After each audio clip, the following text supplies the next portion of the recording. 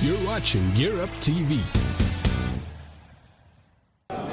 Next up in our wonderful line of interviewees is Adam Twidell, who is the CEO of PrivateFly. Now, PrivateFly is a brilliant organisation. I'm going to let Adam, you explain to people a bit what it does. What do you do? Well, it's actually really simple. It's a very simple business. We connect customers who want to fly on private jets with the aircraft operators. We make use of the spare capacity in aircraft. Right.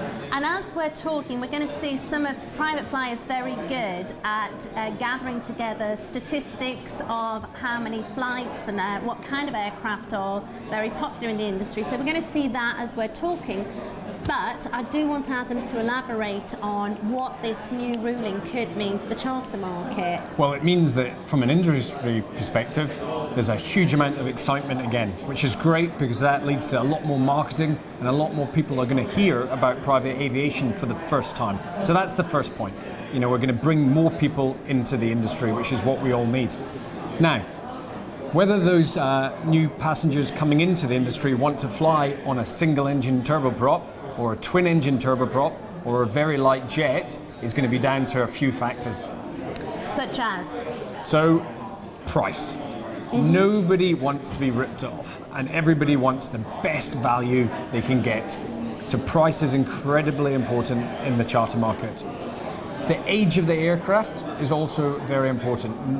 In America, private jet passengers are prepared to fly on older aircraft, not in Europe. Anything older than 5 years is considered old. It's a bit like a car. People want to fly on new aircraft.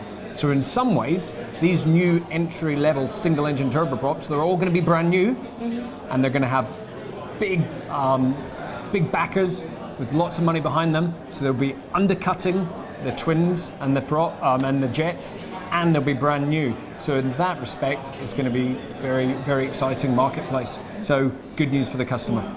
And I think more good news on that note is that these can actually get into airfields that even the smallest jets can't. Yeah, I think that's the third point, Liz. Yeah. So we've got price, and we've got the age in the cabin of the aircraft, but also time. What we're all selling here is time. And if a single engine turboprop can get into a closer airport than a jet can, well, that's going to put it at an advantage when the customer's got all of their options, they've compared the market, and then they'll be able to decide. But saving time, very important. Airports very close to where we are in Oxford, places like Booker, which is High Wycombe Airfield, which is just a stone's throw away from the M25 and into London, will suddenly be on the map, assuming these aircraft can land. And indeed, you know, they should be able to get in, as we say, into these smaller fields. Do you expect that you're going to get a large influx of bookings? You know, should this law come into being quite soon? I think we're going to start with a lot of inquiries. Yeah. So we're going to have a huge amount of interest. There's going to be a lot of press, and a lot more people are going to know about the market. But people don't search to fly on a PC-12 or a TBM. Yeah. What they're doing is searching to fly from London to Manchester, from Geneva to Paris, from Moscow to Nice. And then they're looking at the aircraft options which are presented by the industry. So the jury's out, but it's really good news for the industry that these single-engine aircraft are coming our way. Now, I'm going to keep you here. We've only got a few seconds left, but there's one very important member of your team who's not here today, who has been a major star in the States. Can you tell us who that is? I suspect it's either Sasha or Tex. Tex. Tex. Yes. Okay, Tex is our fantastic office dog, a Labradoodle.